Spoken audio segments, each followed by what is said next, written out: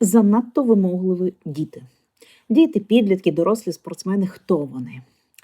Ми всі звикли з вами говорити про те, що якось нашкодили батьки, якесь дитинство не таке, чи не так підтримують, чи тиснуть, чи щось не так каже тренер, впливає і тому подібне.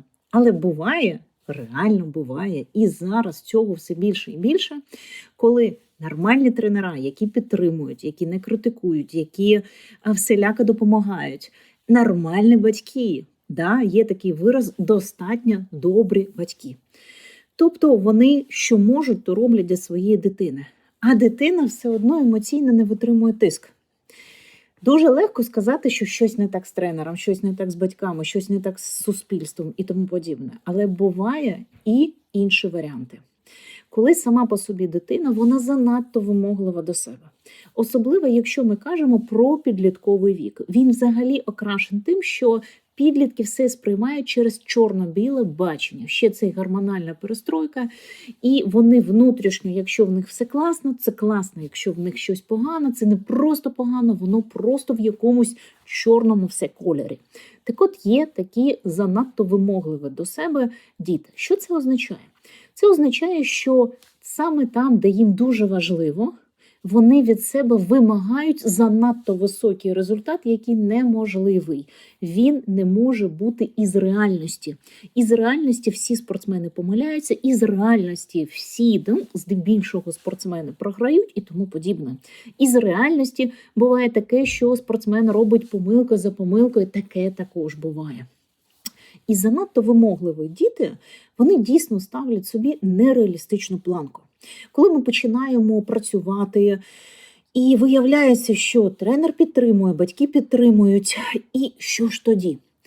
Важливо прийняти, що так, моя дитина така, вона вимагає багато від себе. Як це зрозуміти?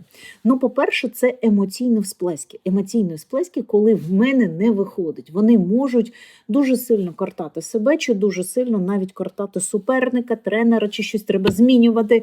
І вони такі, бубнєлки внутрішні. І вони можуть плакати після того, як поразка відбулася, після ряд помилок. Вони можуть бути незадоволеними, вони можуть закриватися і казати, не чіпай мене, мама чи папа чи тренер і тому подібне. Це каже про те, що вашому підлітку дуже і дуже важливо. Що тут важливо в першу чергу розуміти для себе? Всі пояснення не працюють. Бути психологом, коли ви тренер, мама чи папа, не потрібно. Все, що потрібно, це навчити витримувати цей тиск невдач. В цілому це називається фрустрація. Як його витримувати? Витримувати – це коли саме ви, як дорослий, витримуєте оці всі сльози, всплески і тому подібне, окрім високої агресії. Про агресію я вам зроблю окремо відео, його не зараз. Тобто, якщо агресія була десь щось там, якось спортсмен щось вдарив, але в рамках безпеки вдарив, як зараз стіл чи щось таке, то це все окей. Якщо постійна агресія, постійно спортсмен щось ламає, кидає, це вже не здорова агресія, це буде окреме відео.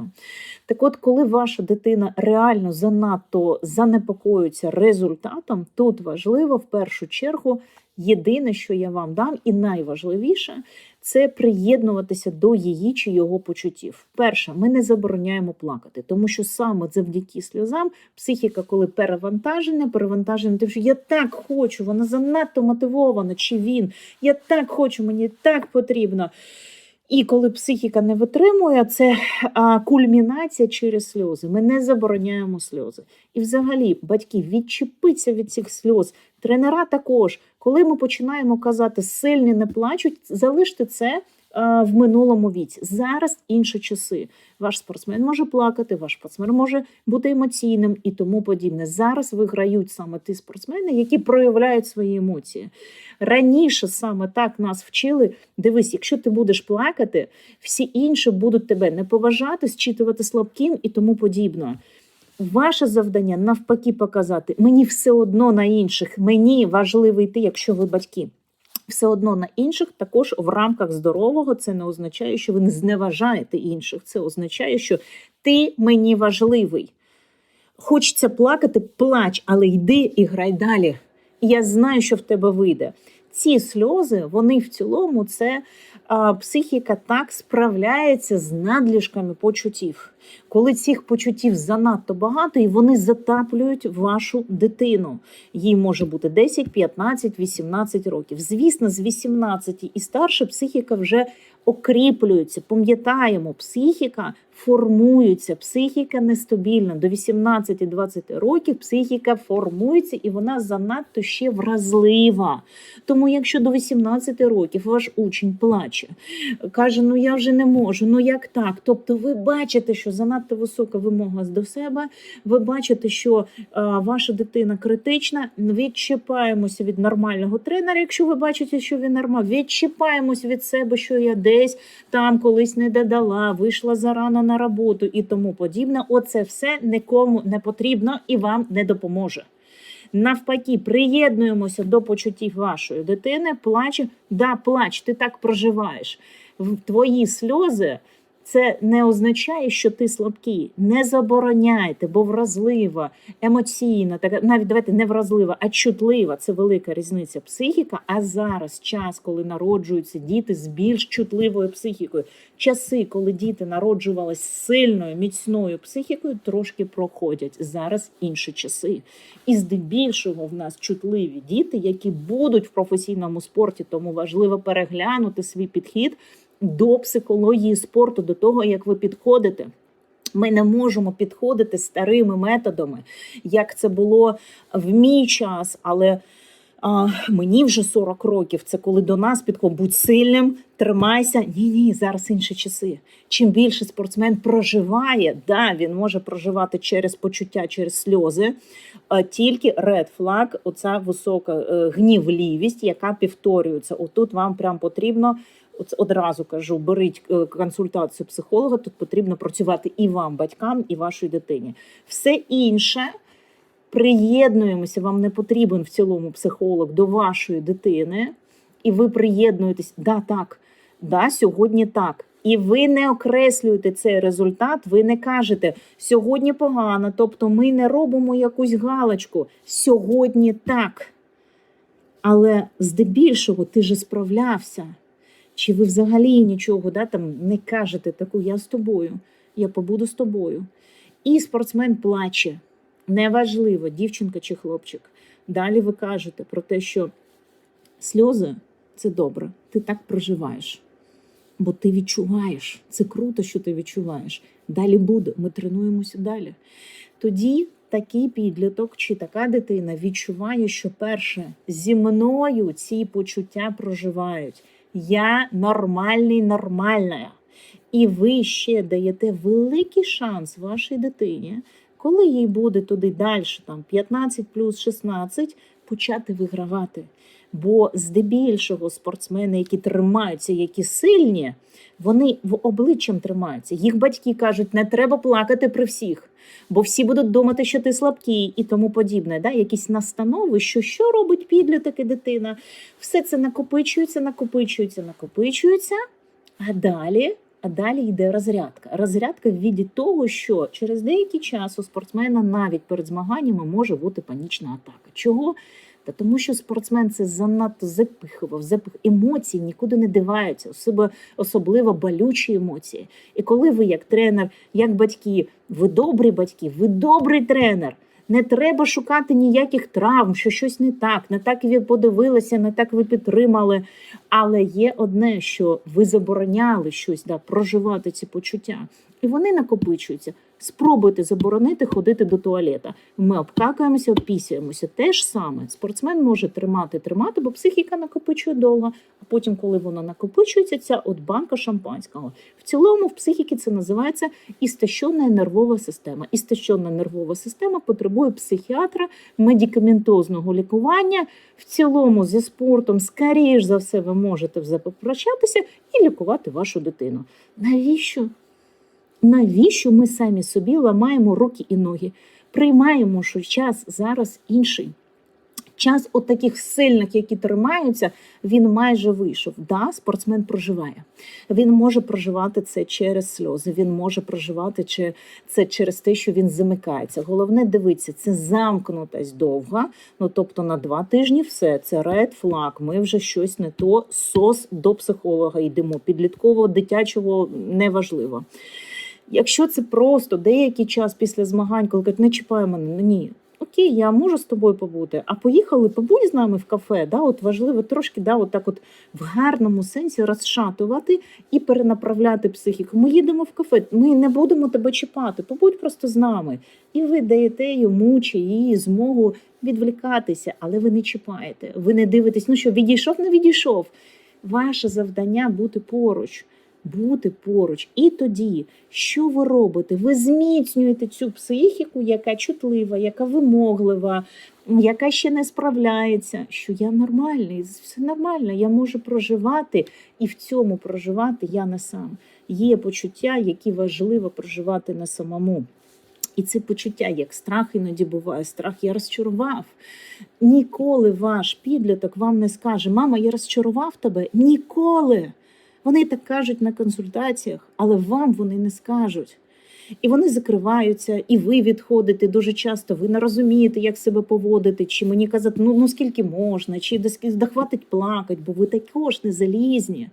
Що, ну це ж професійний спорт, ну з нас же будуть сміятися. Та нехай сміються, це ваша дитина. І взагалі, якщо чесно, да нікому нема діла, нікому. Всі живуть собою. Тому чим більше ви витримуєте психіку вашої дитини, чим більше ви показуєте, да, так буває, я з тобою побуду. Але я знаю, що наступного разу буде інше. Ти спробуєш наступного разу. Навіть якщо ваш підліток вам відповідає, да що ти знаєш, да що ти розумієш, ну тобто бунтує. Бунт – це добре, це дуже добре, да, що ти не розумієш, де який наступний раз, ти не бачиш, що я тут все там змарнував, де мене не візьмуть в команду. Оце все вислуховуємо, киваємо. Я не знаю, може і не візьмуть. Да? Ти прав, я не фахівець в боксі. Да? Ви мама і про бокс. Да? Де ви, де бокс, образно. Да, я, може, не фахівець в боксі, але я твоя мама. Я народжувала тебе, і я знаю, що ти справишся, бо коли ти був маленький, ти справлявся, я бачила. Знову ж ви можете отримати, мама, де я був маленький, а де бокс, да що ти там взагалі? Не завдання цього, нехай буде бунт. Тому що цей бунт в цілому, це біль вашого підлітка, що він каже, мені боляче, що так. Це добре. Ви знов витримуєте, окей, синок, я тебе не чекаю, але я вірю в тебе. І ви бажано не те, щоб пішли, а бажано, щоб пішли, може, пройдемося, чи подивимося фільм, чи якось бажано побути поруч. Ну, якщо вже ваша дитина каже, я хочу побути сам, так, звісно, ну, ви залишаєте в безпеці вашу дитину і не накручуєте себе, що зі мною, як з мамою, з батьком щось не так, що там з тренером не так, яка травма у нас, потрібно пошукати цю травму. Не накручуєте, витримуєте. Взагалі, найголовніше, яка моя була б рекомендація зараз батькам, це витримувати зростання психіки наших дітей. Тим паче в війну витримувати, а не показувати їм, як бути сильним, як правильно, з тебе будуть сміятися, да я вже втомилася від тебе, бо вони дійсно багато показують емоцій, і ви дійсно втомлюєтесь. Можна там взятися за голову, сказати, Боже мій, але витримувати. Да? Для цього, звісно, вам потрібен ресурс. І я хочу і вам трошки допомогти, що витримувати – це не означає все підряд вислуховувати. Це не означає бігати, як там моя дитинка. Це означає, що коли в кризу, в тиск емоційний вашої дитини, ви не відштовхуєте. Коли ваша дитина каже, мам, я от не знаю, ви кажете, це нормально хвилюватися? Додайте якийсь свій приклад. Я теж хвилювалася. Колись здавала якийсь екзамен. Нехай ваша дитина думає, матік, яка там, де екзамен, де я. Ну, слухай, всі хвилюються, це нормально. Це нормально. Я дитину свою вчу, всі роблять помилки. І коли в мене щось падає чи щось, мені вже моя дитина каже: мам, таке у всіх буває. Хто його цьому навчив? Да? Звісно, він про це навіть і не буде пам'ятати. Але так важливо показувати, що хвилювання – це нормально, страх – це нормально, сльози – це нормально. Коли ти проживаєш помилки і поразки болючі, це також нормально. Я з тобою. Ви даєте змогу психіки взращуватися. Ви створюєте той кор, коли, наприклад, питання з позвонком чи щось таке, і кажуть, ми тут не будемо чіпати, наприклад, остеопати, іноді лікарі, але вам потрібно закачувати кор. Оцей кор психологічний закачуєте ви, батьки. Без чіпляння, що я не додала, де я там стратила, які травми.